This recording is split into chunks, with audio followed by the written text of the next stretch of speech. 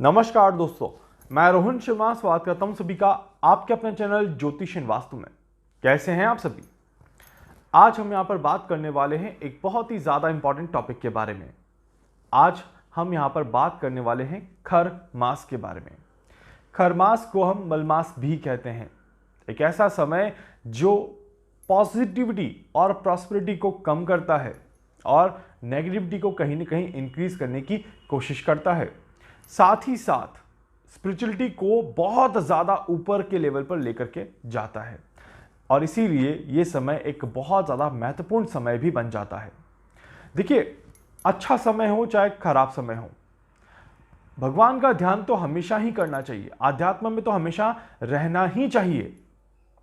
But जब समय ऐसा आ जाए जो पूरी तरह से आध्यात्म को इंडिकेट करता हुआ, डिनोट करता हुआ या फिर आध्यात्म के लिए ही बनता हुआ नजर आ जाए, तो फिर ऐसे समय का फायदा उठाना हम सभी के लिए जरूरी हो जाता है।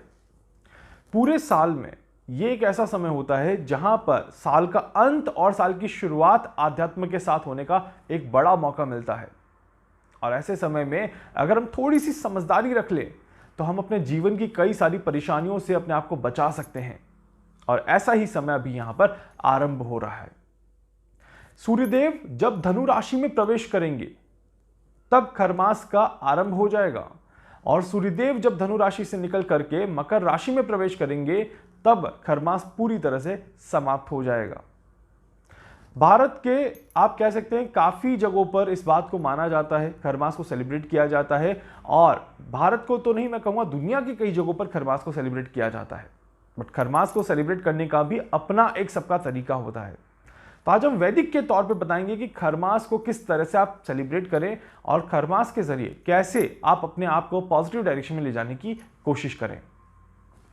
खरमास जब सूर्यदेव धनु राशि में प्रवेश करेंगे मतलब कि 16 दिसंबर 2023 से आरंभ हो जाएगा और खरमास जब सूर्यदेव मकर राशि में प्रवेश करेंगे मतलब कि 15 जनवरी 2024 खरमास समाप्त हो जाएगा।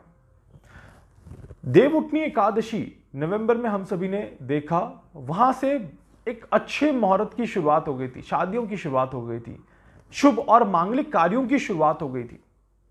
कहते हैं खरमास में सारी चीजें बंद हो जाती हैं।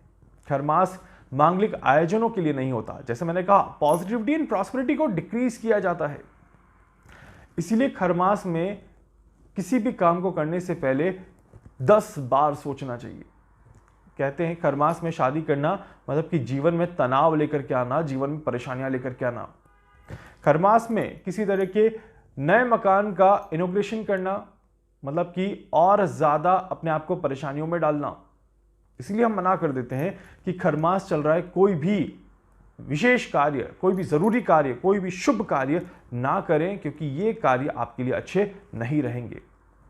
और ये सिर्फ खरमास में नहीं, पूरे साल में कई बार ऐसे मौके मिलते हैं जब देव सो जाते हैं, जब हम गुरु अस्त शुक्र अस्त की बातें करते हैं, होलाष्टक में हम अच्छे कार्य नहीं करते या फिर हम खरमास में अच्छे कार्य नहीं करते या अधिक मास भी जब आ जाए तब भी हम थोड़ा सा संभल कर आगे बढ़ते हैं। तो ये कुछ ऐसे समय आते हैं पूरे साल में जहां पर आपके पास मौका होता है आप आध्यात्म में लीन हो जाएं, भगवान की भक्ति में लीन हो जाएं और भगवान के साथ जुड़ करके अपने सारे पापों को दूर करें और अपने पुण्यों की प्राप्ति करें। 15 दिसंबर से लेकर के 15 जनवरी के बीच में एक पूरा समय ऐसा है जहां पर 2023 का साल खत्म भी होगा और 2024 के साल की शुरुआत भी होगी। इसीलिए ये समय काफी ज्यादा अच्छा बन जाता है। कहते हैं कि अगर आपके कोई गुरु हैं तो उनकी सेवा करें, अगर आपके कोई ईश्वर हैं तो उनकी भक्ति करें और अगर कुछ भी नहीं है तो भी अपने आप को ध्यान निद्रा में लेकर के जाएं तो आप इस समय का फायदा जरूर उठा सकते हैं। ऐसा नहीं है कि आपको गुरु की ही भक्ति करनी है, आपको ईश्वर की ही भक्ति करनी है। अगर गुरु भी नहीं है, ईश्वर भी नहीं है तो भगवान सूर्यदेव की आराधना करिए, सूर्यदेव के सामने जल अर्पित करिए और सूर्य की पूजा डेली सुबह सुबह नित्य नियम करना शुरू करिए। फिर देखिएगा कि कैसे खरमास के अच्छे फायदे आपको देखने को मिल जाते हैं। तो ये एक बहुत बहुत इंपॉर्टेंट चीजें होती है।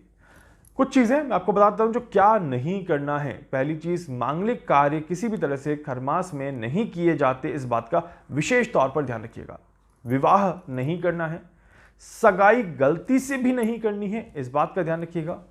कोई भी संस्कार आपको नहीं करना है, इस बात का विशेष ध्यान रखिएगा, क्योंकि ये समय होता है जो वैवाहिक जीवन को कमजोर बनाता है। अगर कोई वैवाहिक जीवन या फिर कोई रिश्ता इस समय में बनता है तो वो कमजोर बनता है। जैसे मैंने बताया, हम कि नए घर में इनॉग्रेशन नहीं करते, वो तनाव लेकर के आता है, वो घर में रहने के बाद परेशानियां लेकर के आता है। तो यहां पर आपको बचने की जरूरत है। हम किसी भी नए व्यापार को आरंभ नहीं करते खर मास में, क्योंकि यहां पर व्यापार का आरंभ करना मतलब कि और ज्यादा घाटे में जाना। तो इस वजह से काफी ज्यादा संघर्ष हो जाता है, काफी ज्यादा परेशानियां देखने को मिलती है। और नए व्यापार, खासकर पार्टनरशिप के व्यापार तो गलती से भी ना करें, इस बात का विशेष ध्यान रखिए। इसके अलावा भी कई संस्कार होते हैं, जैसे जनेऊ हो गया, मुंडन संस्कार हो गया, या आप और कोई रिचुअल्स फॉलो करते हैं अपने परिवार में, तो मैं कहूँगा कि सावधानी रखें, समझदारी रखें और खरमास के समय में इस तरह की चीज़ें ना करें जिससे कि आपकी सुख और समृद्धि को हानि पहुँचे और आपको परेशानी पहुँचे। अब बात कर लेते हैं खरमास में करना क्या चाहिए। कहते हैं खरमास में डेली सुबह सुबह जल्दी उठें, नित्य नियम सूर्यदेव की आराधना करें, तो आपको और किसी चीज़ की ज़रूरत नहीं होती। ये एक बहुत बहुत बड़ा उपाय बन जाता है आपके लिए। और खरमास में थोड़ा सा जल्दी उठना ज़रूर चाहिए, बट हमारे लिए मुश्किल होता है क्योंकि सर्दी है। हम तो और 2 घंटे सोने की कोशिश करेंगे, 5 बजे 6 बजे कौन उठे, बट ट्रस्ट में उठना शुरू करिए, आपके लिए बहुत ज़्यादा अच्छा रहेगा। कहते हैं खरमास में किसी न किसी चीज़ का दान तो देना ही चाहिए। ये वो समय है जो जप, तप और दान के लिए बड़ा अच्छा है। जप का मतलब कि आप अपने गुरु की भक्ति में लीन हो जाएं, तप का मतलब कि आप अपने ईश्वर की भक्ति में लीन हो जाएं, तपस्या में लीन हो जाएं, और दान मतलब कि किसी भी चीज़ को आप दान करें, किसी ब्राह्मण को भोजन कराएं, तो वो काफ़ी ज़्यादा अच्छा रहेगा। इसके अलावा खरमास में गाय को आप कुछ खिलाएं, बहुत अच्छा है। आप पशु पक्षियों को कुछ खिलाएं, बहुत अच्छा है। गुरु ब्राह्मण की सेवा करें, सन्यासियों की सेवा करें, तो काफ़ी ज़्यादा अच्छा है। गंगा स्नान कर लीजिए या किसी पवित्र नदी का स्नान कर लें, तो भी काफ़ी ज़्यादा अच्छा रहता है। तो खरमास में आपको काफ़ी ज़्यादा अच्छे रिजल्ट मिल जाते हैं। तो इसीलिए कहते हैं कि खरमास में आप सभी किसी न किसी तीर्थ स्थान की यात्राएं करें, तो वो भी आपके लिए काफ़ी ज़्यादा अच्छा रहेगा। अब खरमास में कौन कौन से उपाय आपको करने हैं जो आपके लिए बहुत ज़्यादा अच्छे रहेंगे, ये आप नोट कर लीजिएगा प्लीज़। सबसे पहला और सबसे महत्वपूर्ण उपाय, खरमास में भगवान विष्णु की आराधना जरूर करनी चाहिए। ओम नमो भगवते वासुदेवाय नमः, इस मंत्र का जाप खरमास में आपको जरूर करना है, इस बात का विशेष ध्यान रखिएगा।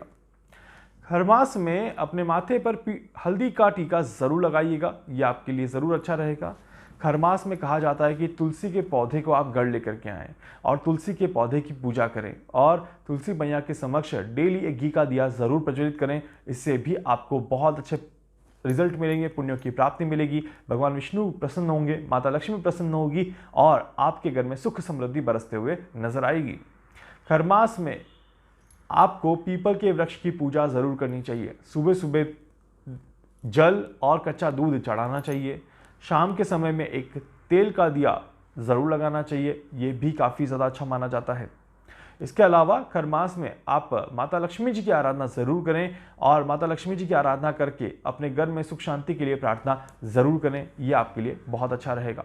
इसके अलावा जब भी मौका मिल जाए भगवान शिव जी के मंदिर में जाकर के शिवलिंग पर जल चढ़ाएं और उनकी भी आप भक्ति करें, ओम नमः शिवाय का जाप करें, तो ये भी आपके लिए अच्छा रहेगा। सो ओवरऑल खरमास में आपके पास पूरा मौका है अपने आप को बैलेंस करने का, अपने परिवार को बैलेंस करने का, अपने जीवन को बैलेंस करने का और अपने जीवन की परेशानियों को दूर करने का। उम्मीद करता हूं आप इस खरमास का फायदा उठाएंगे और अपने आप को बैलेंस करने की पूरी कोशिश जरूर करेंगे। वीडियो को लाइक कर दीजिएगा, चैनल को सब्सक्राइब कर दीजिएगा, बेल आइकन पे जरूर से क्लिक कर लीजिएगा। कुछ पूछना चाहते हैं, जानना चाहते हैं, अपने बारे में कुछ भी समझना चाहते हैं, आप मुझसे संपर्क कर सकते हैं। मैं पूरी कोशिश करूंगा आप सभी की हर संभव मदद यहाँ पर कर सकूं।